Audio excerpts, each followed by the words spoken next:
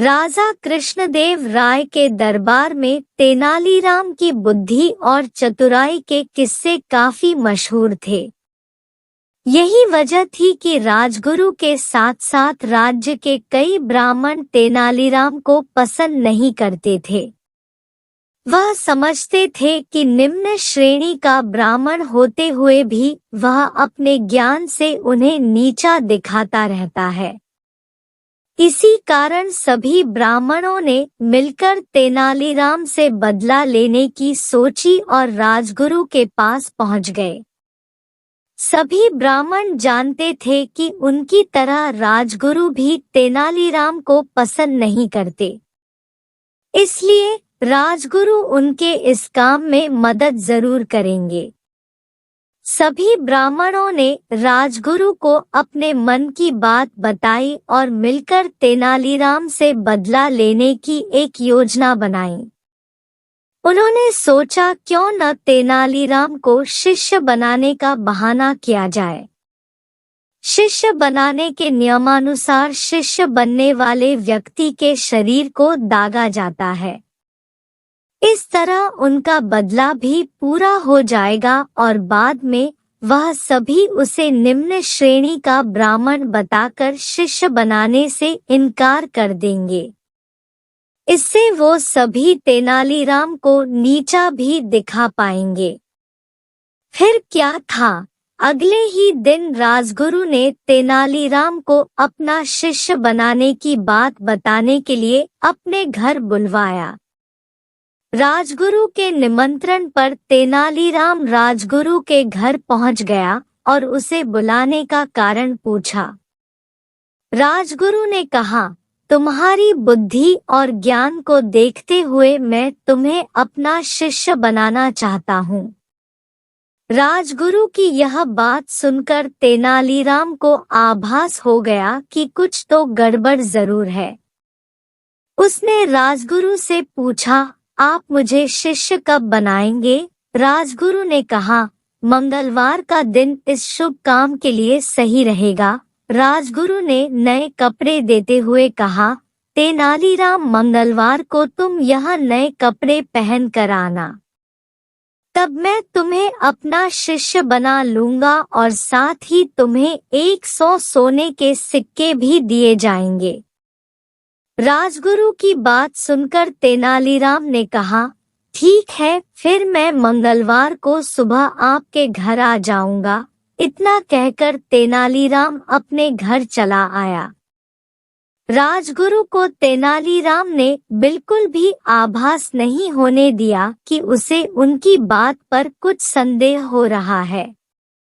घर आकर तेनालीराम ने सारी बात अपनी पत्नी को बताई।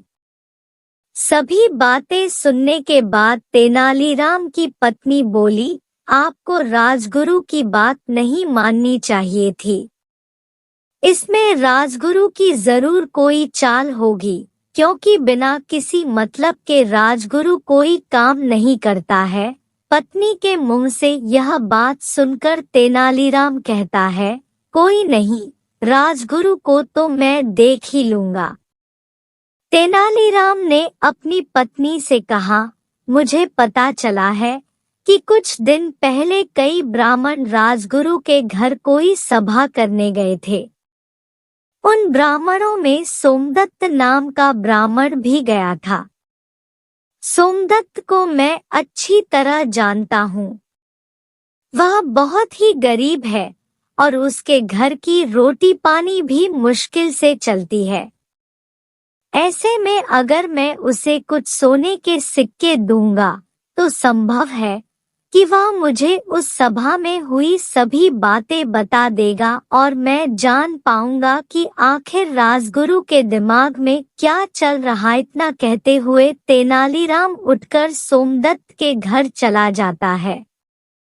सोमदत्त के हाथों में 10 सोने के सिक्के रखते हुए तेनालीराम उस सभा में हुई सभी बातों के बारे में बताने को कहता है।